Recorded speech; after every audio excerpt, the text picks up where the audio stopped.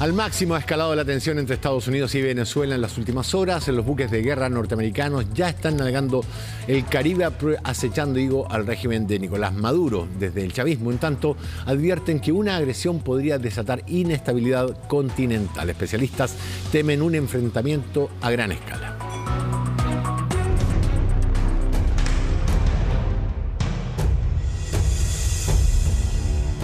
El buque que vemos en pantalla corresponde al crucero lanzamisiles estadounidense que acaba de atracar en Panamá para en las próximas horas seguir su rumbo muy cerca de Venezuela.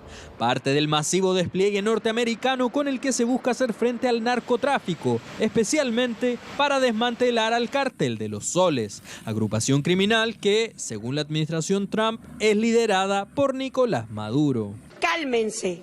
Señores halcones de los Estados Unidos, cálmense. Quienes están pensando en una agresión militar a Venezuela, sepa que les va a ir muy mal. Seremos su calamidad, seremos su pesadilla y significará también la inestabilidad de todo este continente. Además, desde el régimen de Maduro también han tomado medidas para responder a la arremetida estadounidense. Desplegaron buques, drones y patrullas navales y enviaron militares a la frontera con Colombia. En paralelo, también han convocado nuevas jornadas para enrolarse en la milicia. Yo defiendo mi patria, y soy miliciano y yo defiendo mi patria. Nos alistamos para defender nuestro territorio, somos de la patria de Simón Bolívar.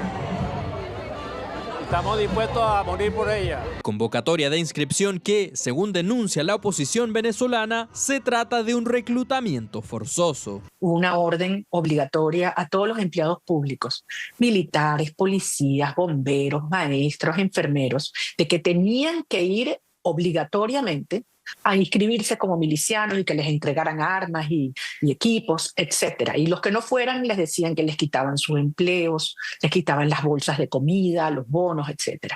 Así que esto es un acto desesperado del régimen venezolano. En medio de la escalada de tensión y de la mirada atenta de la comunidad internacional, desde la Casa Blanca han reiterado que esta misión corresponde a un combate frontal al narcotráfico, no descartando una eventual invasión militar en Venezuela. El presidente ha sido claro en decir que la misión de las Fuerzas Armadas de Estados Unidos incluye la defensa de la nación frente a organizaciones terroristas extranjeras de carteles criminales. Así que lo que ustedes están viendo es la resolución del presidente de combatirlas y desmantelarlas. Ante esto, el régimen chavista ha reconocido estar preparándose para lo peor. No subestimamos ninguna amenaza. Nos preparamos para lo peor siempre. Eso es una condición nuestra para enfrentar lo que venga por muy duro que sea. Complejo escenario ante el cual Washington y Caracas continúan afinando sus estrategias, mientras especialistas temen la posibilidad de un enfrentamiento a gran escala. Yo creo que aquí Estados Unidos está apostando a que Maduro cometa algún error, a que Maduro intente escapar o a que Maduro intente realizar algún tipo de ataque. Y en este caso Maduro está cayendo en el juego porque Maduro está movilizando tropas, está desplegando embarcaciones y frente a ese despliegue puede ocurrir algún error humano que desate algún tipo de enfrentamiento. Mientras las fuerzas estadounidenses patrullan el Caribe y Venezuela refuerza sus defensas, la región permanece en suspenso, esperando el siguiente paso en medio de esta crisis. Son las 9:35. Profundizamos en esta tensión internacional entre Estados Unidos y Venezuela, aunque también podríamos decir entre Donald Trump y Nicolás Maduro, con Hugo Harvey, analista internacional de la Universidad de las Américas. Hugo, ¿cómo estás? Muy bienvenido. Muy bien, Rafael. Gracias por la invitación. A ver, la jugada que ha hecho Trump es bastante astuta.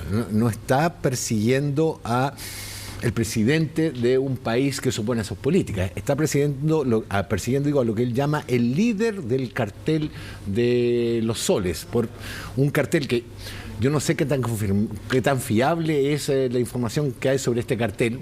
Se supone que existe, pero no tenemos idea de quiénes lo integran. Sería un grupo de generales o oficiales de alto rango de las Fuerzas Armadas de Venezuela que está involucrado en el narcotráfico. Y al ser el jefe de ellos, sería el jefe del cartel. Claro, Bueno, esa es la lógica que está operando en Estados Unidos, pero Estados Unidos ahora, en lo que yo he podido evidenciar, hay algunas declaraciones que ya están diciendo que Maduro, aparte de ser el líder de esta agrupación terrorista, que eso significa mucho para Estados Unidos, y si lo considera una amenaza a su seguridad nacional, también se van levantando una serie de barreras que hay para hacer uso de las fuerzas. Pero aparte de eso, están diciendo que Maduro no es presidente legítimo, por lo tanto no es jefe de Estado, y que el jefe de Estado legítimo sería González, y están buscando que él solicite algún tipo de intervención. Entonces, la apuesta es grande por la cantidad de medios que se han ido incrementando por lo demás. Ya hay 3 fases claras de distintas capacidades que se han ido presentando en la zona, y eso es una apuesta grande porque Trump no se puede ir de ahí si no obtiene algo. Claro, claro. Ahora, tengo la sensación de que cuando alguien ofrece $50 millones por la captura de Nicolás Maduro, lo que está diciéndoles al círculo de Maduro, pónganse de acuerdo y se ganan $50 millones. Claro, o sea, yo si fuera Maduro estaría preocupado precisamente por la cantidad de fondos que se están destinando para lograr su captura, ni siquiera su captura, sino que algo que facilite su captura. En este caso, supongamos que se ponen de acuerdo 10 personas, serían $5 millones para cada uno, pero aparte de eso, creo yo que se está negociando algún tipo de inmunidad, algún tipo de seguridad de que no van a ser juzgados y que solamente serán juzgados los 3 principales líderes de esta agrupación, que es Maduro, Diosdado Cabello y Padrino López. Claro. Ahora, el escenario en este momento está, digamos, con mucha benzina en el suelo y gente prendiendo fósforo, digámoslo de esa manera. Está muy inestable. Estados Unidos ha desplegado buques de guerra. ¿Tú ves como posible una acción bélica? Lo digo porque hay un análisis sobre la actuación de Donald Trump que se llama la teoría del loco. Es actuar siempre de manera tan imprevisible que las otras partes se sientan forzadas a negociar precisamente porque no sabes qué puede ocurrir. ¿Tú crees que puede llegar hasta una escalada militar?